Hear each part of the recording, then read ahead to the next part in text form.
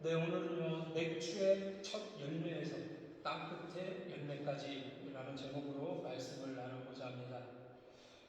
오늘은 한국 교회의 절기상 원래는 맥주 감사주일입니다. 그래서 오늘 우리는 맥주 감사주일, 맥주절을 생각하면서 동시에 또 저희 교회는 선교주일로 보내고 있는데 동시에 맥주절을 생각하는 동시에 선교주일을 보내는 시간을 함께 갖고자 합니다. 자, 처음에 이 두 절기, 선교주일과 맥주절, 서로 다른 주제처럼 보일 수 있습니다. 맥주절은 감사하는 절기이고 선교주일은 복음을 전하는 사명을 강조하는 날처럼 느껴지기 때문이죠. 그러나 성경을요, 큰 흐름으로 한번 보면 전혀 그렇지 않아요. 맥주절이요, 선교를 향해 나아가는 하나님의 구원의 역사 속에 놓여있는 굉장히 중요한 절기입니다. 오늘 우리는 성경 전체를 따라서 하나님께서 어떻게 맥주절을 통해 교회를 세우시고 또 이 교회를 통해 세상을 향해 복음을 보내셨는지 함께 살펴보도록 하겠습니다. 자, 먼저 맥주절은요, 하나님의 은혜를 기억하는 절기였습니다. 오늘 보면 16절에 이렇게 말씀합니다. 맥주절을 지켜라. 이는 네가 수고하여 밭에 뿌린 것에 첫 열매를 거둠이니라.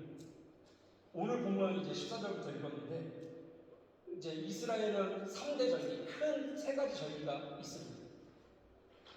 오늘 본문에 나왔는데 1년을 시작하며 지키는 6월절. 처음에 무교병을 먹으라고 그랬죠. 일주일 동안 무교병을 먹습니다. 그게 무교절이에요. 그리고 마지막 날이 유교병을 먹습니다. 그게 유교절이에요. 6월절이에요. 6월절. 그러니까 무교절의 마지막에 6월절이 있는 거예요. 이집트에서 건져내신 거를 기념하는 날이죠. 그리고 중간에 한 해의 중간을 지키는 맥추절이 있습니다. 그리고 마지막으로 초막절이라고도 불리고 수장절이라고도 불리고 오늘날 우리는 추수감사절이라고 부르는 절기가 있어요. 이 중에서도 이제 오늘 핵심인 맥추절은 한 해의 중간 지점에서 지난 반년 동안 함께하여 주신 하나님의 은혜에 감사를 드리고 남은 반년 동안의 기간에도 하나님의 은혜와 축복을 기대하는 의미로 지켜지는 절기입니다.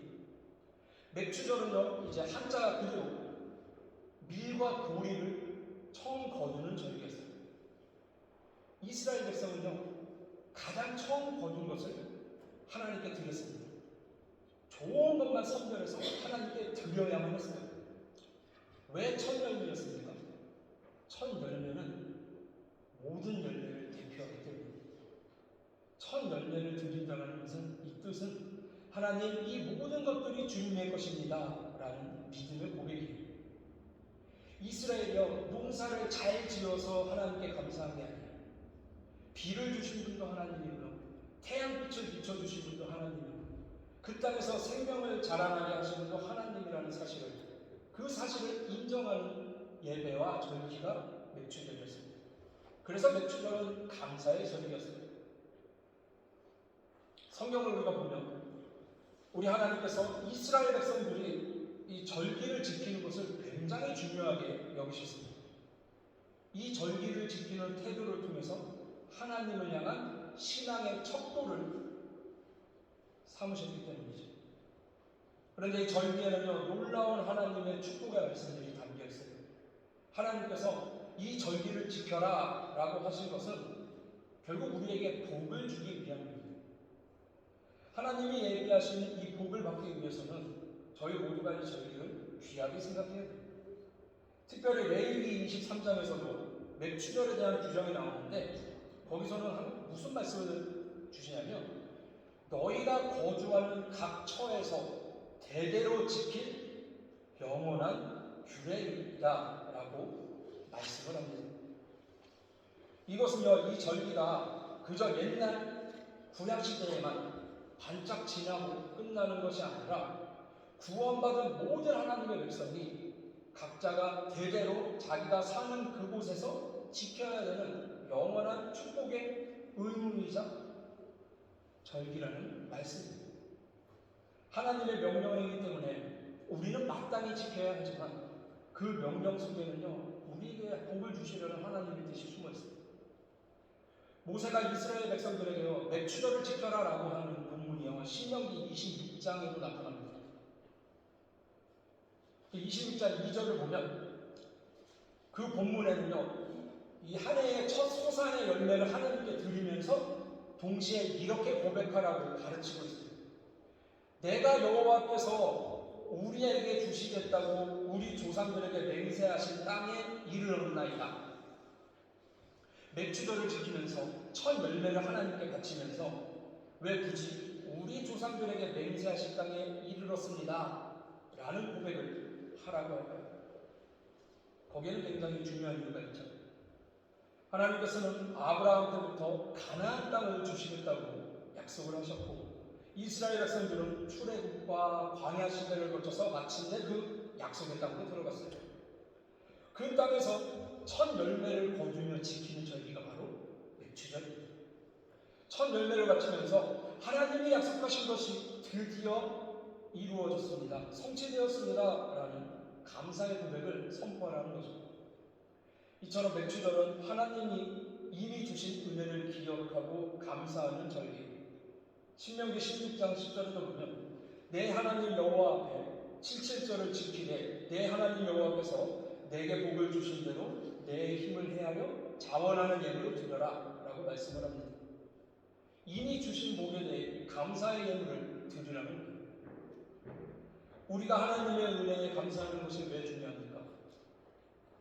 우리는 하나님의 은혜를 한 번만 받고 끝낼 사람들이 아니라 앞으로도 계속해서 받아야 할 사람들이기 때문입니다. 은혜의 샘이 마르지 않게 하는 열쇠가 바로 감사의 고백입니다. 우리가 은혜에 감사함으로 하나님께 영광을 돌리면 하나님께서는요, 그 영광을 받으시고 제2의 제3의 은혜를 부어주시는 거예요. 하지만 인간들은요, 하나님의 은혜를 너무나 쉽게 잊어버리는 연약한 습성이 있어요. 우리를 너무나도 잘 아시는 하나님께서 이 세 가지 절기를 꼭 지켜라 라고 말씀하시므로 우리가 1년을 살아가면서 은혜를 잊지 않도록 붙잡아 주시는 겁니다.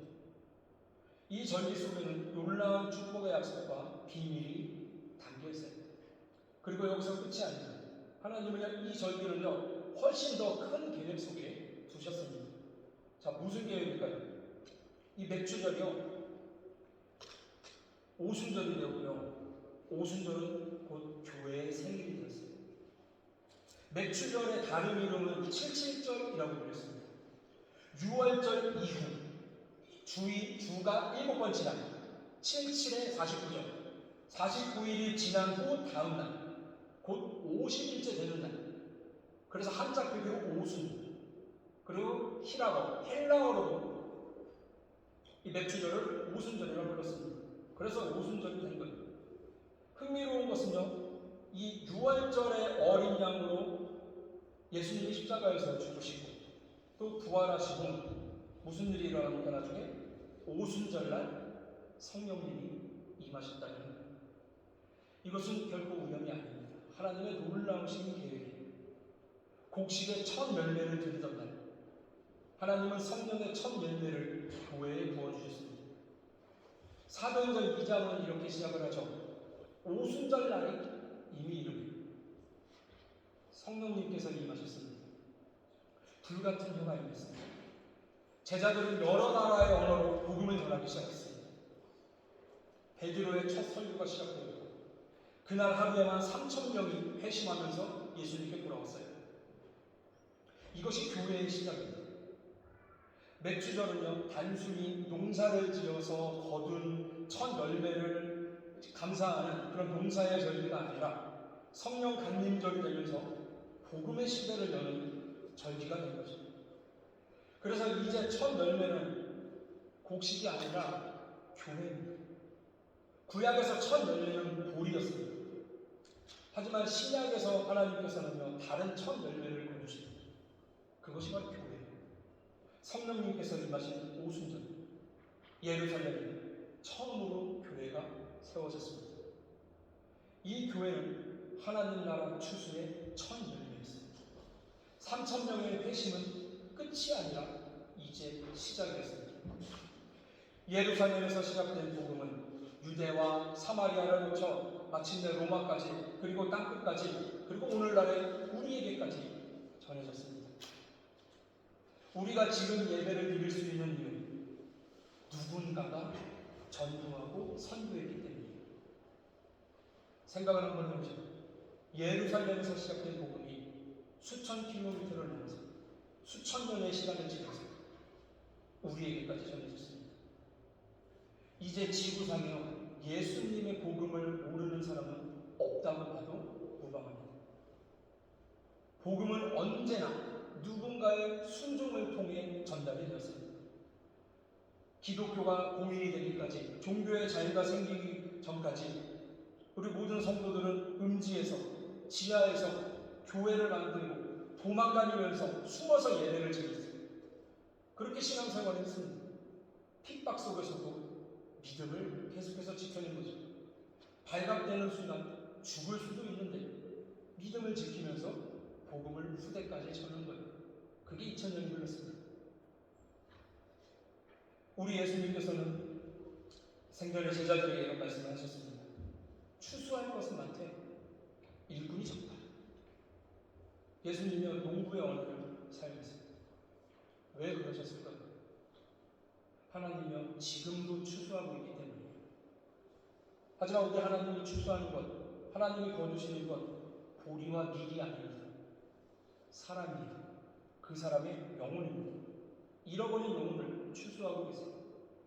그래서 교회는요, 추수한 것을 가둬놓는, 이렇게 쌓아놓는 창고가 아니라 추수를 하는 공동체입니다.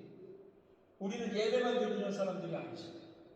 우리가 조국에서 싸우게 하면서 우리만 이렇게 얼싸안고 그렇게 모이는 게 아니라는, 결국 우리는 흩어져서 세상 속으로 씨를 뿌리는 사람들이라는 겁니다. 그래서 성령님은요, 교회를 안으로 모으기 위해서 오신 게 아니라 밖으로 내보내기 위해서 오신 거예요. 많은 사람들이요, 성령 하나님, 성령의 은혜를 이제 개인의 은혜로만 이해합니다. 물론 성령님께서는 우리를 위로하시고 새롭게 하시고 거룩하게 하십니다. 하지만 사도행전을 보면 성령님의 가장 중요한 목적은 선교였습니다. 예수님이 말씀하셨잖아요. 사도행전 1장 8절, 오직 성령이 너희에게 임하시면 너희가 권능을 받고 온 유대와 사마리아와 땅끝까지 이르러 내 증인이 될 것이다. 성령은요, 교회를 세상 밖으로 내보내는 하나님의 능력이에요. 오순절에 사람들이요, 여러 나라의 언어들을 들었다는 사실은 굉장히 중요합니다. 하나님이요, 복음을 딱 하나의 언어 안에 가두지 않으셨습니다. 성령 하나님께서 오실 때 방언의 은사를 갖고 오셨습니다. 성도들에게 타국의 언어를 할 수 있는 능력을 주셨습니다. 모든 민족이요, 자신들의 언어로 복음을 들을 수 있게 하셨습니다. 창세기 11장에 보면 바벨에서는 언어가 흩어짐의 원인이 됐지만, 사도행전 2장의 오순절에서는요, 다양한 그 언어가 복음 안에서 하나가 되는 통로가 되었습니다. 십자가는 바벨의 분열을 넘어서는 하나님의 새로운 공동체를 만드셨습니다. 이게 바로 교회죠. 성령은 복음을요, 모든 민족에게, 구원의 길을 모든 민족에게로 열어주셨습니다. 따라서 어떻습니까? 오늘날의 맥주전은요, 오늘날의 선교를 원하십니다. 우리는 첫 열매를 하나님께 드립니다. 이제 농사를 지어서 진짜 첫 열매를 갖다주는 게 아니라 어떻습니까? 각자의 처소에서, 자리에서, 내가 번 일에서 번 돈에서 감사의 마음을 담아 하나님께 올려드리는 거예요. 하지만 하나님께서 원하시는 것은 감사의 예물만이 아니죠. 그 감사가 삶으로 이루어지기를 원하십니다. 여러분, 감사는요, 반드시 흘러가게 되어 있어요. 반드시 흘러갑니다. 우리의 기도가 선교가 돼요. 여러분의 헌금이 선교가 됩니다. 우리가 자녀를 믿음으로 키워내는 것이 또 다른 선교입니다. 또 정직하게, 직장에서 정직하게 살아가는 것도 선교예요. 이웃에게 복음을 전하는 것도 선교입니다. 해외에 계신 선교사님들을 후원하는 것도 선교입니다. 선교는 몇 사람의 사명이 아니라 교회 전체의 존재 이유입니다. 그리고 우리가 분명히, 제가 앞쪽에서도 얘기했는데, 어떤 복이 담겨져 있느냐, 맥주절을 잘 지키면 따라오는 축복이 숨어 있다는 거죠. 잠언 3장 9절 10절 우리 함께 읽습니다. 잠언 3장 함께 읽겠습니다. 시작. 내 재물과 내 수산물의 처음 익은 열매로 여호와를 공경하라. 그리하면 내 창고가 가득히 차고 내 포도주 틀에 새 포도즙이 넘쳐나리라. 아멘. 9절에 처음 익은 열매 하나님께 드려라. 처음 익은 열매는요 맥주절을 뜻하고 10절에 가득 차고 넘치는 이 포도주의 역사, 이것은 수장절, 추수감사절을 의미합니다. 즉 한 해의 중간인 맥주감사주의를 심는 마음으로 잘 지킨다면 가을에 거둘 때에 너의 창고가 넘치도록 채워지는 이 추수절의 축복이 보장된다라는 뜻입니다. 그리고 또한 영적인 축복도 임합니다. 이 맥주절은요 6월절 이후 50일째 되는 날이에요. 그래서 오순절인데 이 날에 성령님이 임하셨고 성령 강림절이 되었죠. 그러므로 맥주절은 오늘날 우리에게 영적인 성령 충만을 부어주시는 은혜의 절기가 되는 거예요. 그런데 여기서 좀 궁금한 게 생길 수 있습니다. 5월달에 성령 강림절 지낸 것 같은데 왜 오늘이 맥주절이고 같은 날입니까? 이미 몇 주 차이가 나는 것 같은데. 복음이 한반도로 들어왔잖아요. 한국은요 보리를 6월 중순에서 6월 말 사이에 수확을 했어요. 근데 이 이름의 뜻이 그냥 맥주절이잖아요. 보리를 추수한 거를 감사한다라고 해서 한국 교회는 7월 1일로 첫 주로 정해버리는 거죠. 그래서 성령 강림절이랑 맥주절은 원래는 같은 날짜입니다. 하지만 한국 교회에서는 어때요? 7월 첫 주에 6월 말에 수확을 하고 7월 첫 주에 재단에 올려드린다 해서 7월 첫 주로 고정이 된 거고, 저희 교회는 맥주절을 안 지켰었는데 그래도 제가 부임하면서 맥주절마다 맥주절 설교를 하고 또 어때요? 7월 첫 주를 블랙팬티 교회의 선교주일로 지정을 해서 또 오늘만큼은 선교원금 봉투에 선교헌금을 해주십사 하는 거죠. 자 그래서 결국 어떻다고요? 오순절이 성령강림절이고 성령강림절이 맥주절과 같다라는 거예요. 구약의 맥주절이 성령이 오시고 뭐가 됐어요? 교회의 생일이 된 거예요. 그리고 맥주절이 오늘날 우리에게 영적인 성령 충만을 부어주시는 성령강림절, 은혜의 절기가 되었다는 것입니다. 우리가요 이 맥주절에 하나님께 첫 열매를 드리면 하나님께서는요 그것을 갖고 그냥 끝내는 게 아니라 우리 자신을 하나님 앞에서 가장 소중한 첫 열매로 여겨주시는 겁니다. 고린도전서 15장 20절을 보면요 예수 그리스도께서 부활하사 사망 권세를 이기시고 부활의 첫 열매가 되었다라고 말씀을 합니다. 우리가 예수 그리스도 안에 있을 때 우리 역시 그 부활의 첫 열매에 동참하는 영생의 소망을 얻게 됩니다. 그렇게 믿는 자들의 죽음은 영원한 이별이나 슬픔이 아닙니다. 우리 모두가 예수님의 부활의 첫 열매 안에 붙들려 있기 때문이죠. 하나님께서는 늘 우리를 귀하게 여기시며 우리를 하나님의 첫 열매로 삼아주시기를 원하십니다. 이 놀라운 사랑과 축복이요 맥주절에 담겨있는 거예요. 사랑하는 성도 여러분, 맥주절은요 하나님께 첫 열매를 올려드리는 절기였습니다. 그리고 오순절은 하나님께서 성령의 첫 열매를 교회에 부으신 날이었어요. 그리고 교회는 세상을 향한 하나님의 첫 선교의 공동체가 되었습니다. 이것이 하나님의 놀라운 구속사의 흐름입니다. 오늘 우리도요 그 역사 속에 서 있습니다. 우리는 추수된 백성이면서 동시에 추수하는 백성입니다. 우리는 복음을 받은 사람들이면서 동시에 복음을 전하는 사람들입니다. 우리는 감사하는 사람들이면서 동시에 감사를 흘려보내는 사람들입니다. 이 맥주절에 오늘 선교주일의 이 감사가 교회 안에서 예배당 안에서만 끝나지 않기를 바랍니다. 우리의 감사가 선교가 되기를 원합니다. 우리의 예물이 생명을 살리게 되기를 원합니다. 우리의 기도가 하나님께 선달되고 땅끝에 이르게 되기를 원합니다. 그리고 우리의 삶이 축복의 통로가 되기를 그리고 언젠가 우리 모두가 하나님 앞에 서게 될 때 곡식 한 단이 아니라 구원받은 영혼의 열매들을 주님께 올려드리는 우리 모두가 되기를 소망합니다. 예수 그리스도께서 십자가에서 이루신 구원의 은혜, 오순절에 부어주신 성령의 능력을 의지하여 하나님께서 맡기신 선교의 사명을 끝까지 감당하는 교회와 우리 모든 성도들이 되시기를 주님의 이름으로 축원합니다. 할렐루야.